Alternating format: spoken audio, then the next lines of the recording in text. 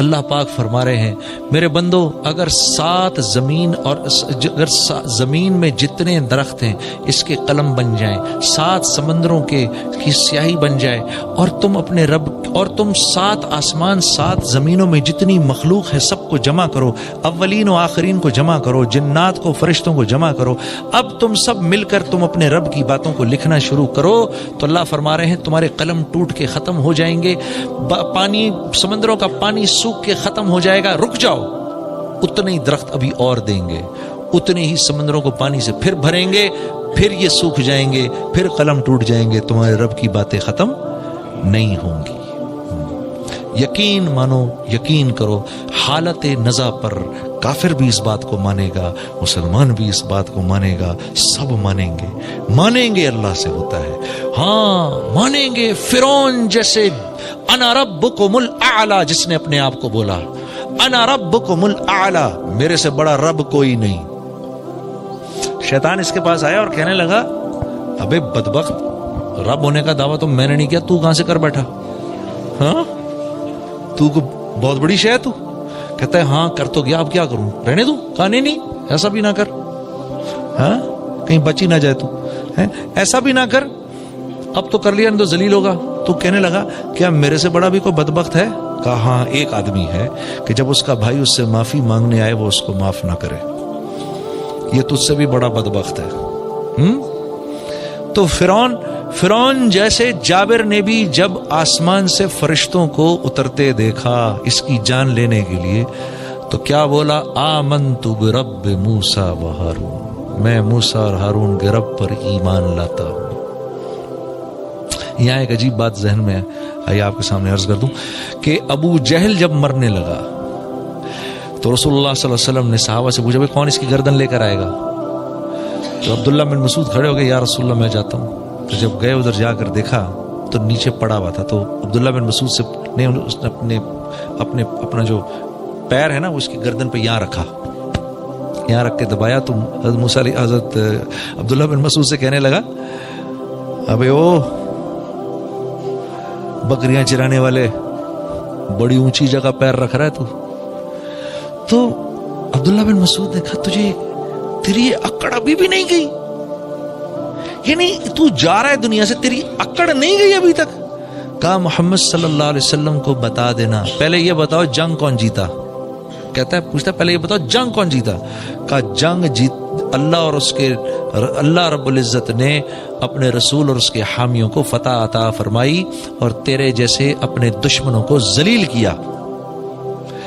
تو آگے سے کیا کہتا ہے؟ کہتا ہے جاؤ جا کر محمد کو بتا دو صلی اللہ علیہ وسلم، جاؤ جا کر ان کو بتا دو جتنی نفرت میں ان سے پہلے کرتا تھا اس وقت اس سے بھی زیادہ نفرت کر رہا ہوں، مانا نہیں ہوں میں ابھی بھی، اور ہاں جب میری گردن کاٹو تو تھوڑی نیچے سے کاٹنا تاکہ پتہ چلے کسی سردار کی گردن تھی۔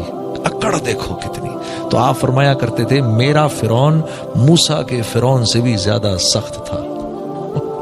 اللہ معاف کرے، یہ تکبر اتنی خطرناک چیز ہے۔ میرا فرعون موسیٰ کے فرعون سے، موسیٰ کے فرعون نے تو جب فرشتوں کو اترتے دیکھا تو فوراً کہہ دیا آمنت برب موسیٰ و ہارون، اور یہ میرا فرعون دیکھو آخر وقت میں بھی یہ کہہ رہا ہے۔ تو میرے دوستو حالت نزا پر تو سب مانیں گے اللہ کو،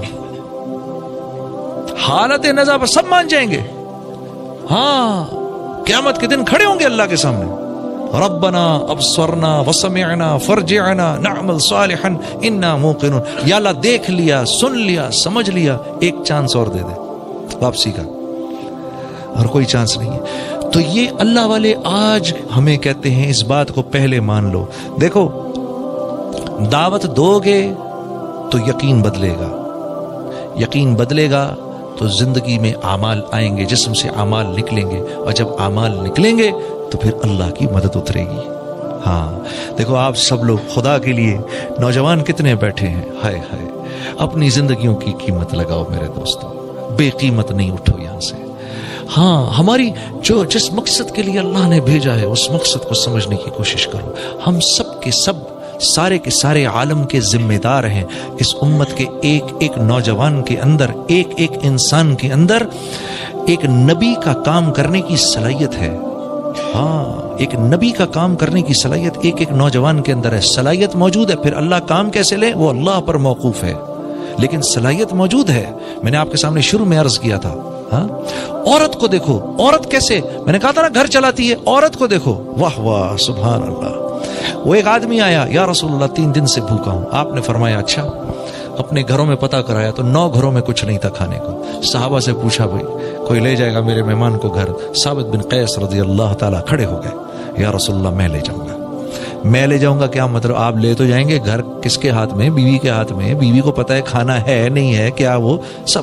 اب جب گھر لے کر گئے تو اب اسی لجاجت سے بیوی سے بات کی، کیونکہ مدینے کی جو انصار تھے ان کی بیویاں تھوڑی سی ذرا سخت مزاج تھیں. بنی بھی نہ ہو تو مسئلہ کھڑا ہو جائے، لیکن وہ بنی ہوئی خواتین تھیں، صحابیات بنی ہوئی خواتین تھیں. کہا کس کو لائے؟ کہا محمد صلی اللہ علیہ وسلم کا مہمان لایا ہوں. وہ بنی ہوئی تھیں، اہلن و سہلن. اچھا بھوکا ہے 3 دن سے، کچھ کھانے کو ہے؟ کہا کھانے کو تو تھوڑا ہے، اتنا ہی ہے کہ بچوں کو کھلا دوں. اتنا ہی ہے کہ بچوں کو کھلا دو. ہم میں سے تو کیا فرمایا کہ ایسے ہو سکتا ہے کہ ان کو سلا دو، ان کو نہ کھلاؤ، یہ کھانا اس کو دے دو. ہم میں سے کتنے کر سکتے ہیں اس طرح؟ بچے کو بھوکا سلا دے، روتا پیٹتا، کوئی نہیں بیٹا سو جا، اور کھانا لے جا کے مہمان کے سامنے رکھتے ہیں. بنی ہوئی عورتیں. دیکھو عورت کیسے کیسے دین کی دعوت مل رہی ہے اس عورت سے. باپ تو کہہ دیتا ہے، اب وہ اس ماں نے کس دل سے بچوں کو بھوکا سلایا ہوگا. سو جا بچوں، سو جا سو جا سو جا. بنی ہوئی عورت، اس امت کی عورت کیسی داعیہ ہے. کہا ٹھیک، بچوں کو سلا دیا. اچھا جب کھانا لے کر آئیں تو صاحب ابن قیس سے مشورہ کر رہے ہیں بیوی سے، تمہاری کیا رائے، اگر ہم اس کو کھائیں گے تو یہ بھی ہم بھی کھائیں گے تو وہ بیچارہ کیا کھائے گا؟ ہاں تو کیا طے ہوا؟ ٹھیک ہے جب کھائیں گے مشل بہانے سے بجھا دیں گے، سارا کھانا اس کے سامنے رکھ دیں گے، یہ کھا لے، اس کے بعد ہم ہاتھ ہلاتے رہیں گے تاکہ اس کو پتہ نہ چلے کہ ہم نہیں کھا رہے. اگر اس کو ایسا لگا تو یہ نہ ہو کہ اس بیچارے سے کھایا نہ جائے. بہانے سے مشل بجھائی، سارا کا سارا کھانا لا کے مہمان کے سامنے رکھا.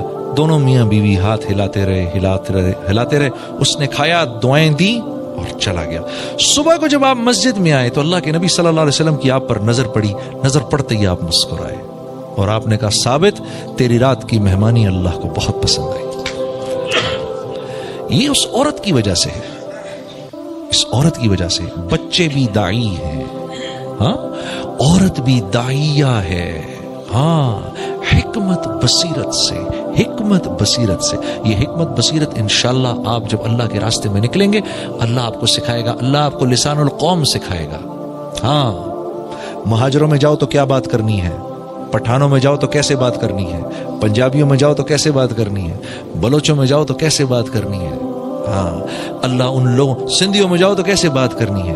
ہاں ہم پٹھانوں کو کریڈٹ دیتے ہیں بڑی بہت زیادہ مہمان نوازی کا، بہت مہمان نواز ہیں، اس میں کوئی شک نہیں ہے. لیکن میں ایک بات ضرور اس میں ایڈ کروں گا کہ میں نے جو سندھ میں مہمان نوازی دیکھی، غریب غربا میں انٹیریئر سندھ میں، یقین کرو وہ مہمان نوازی میں نے کہیں نہیں دیکھی. ہاں ایسی مہمان نوازی نہیں دیکھی. وہ واقعی اتنے غریب ہوتے ہیں اپنے منہ کا نوالا نکال کے آپ کو کھلاتے ہیں.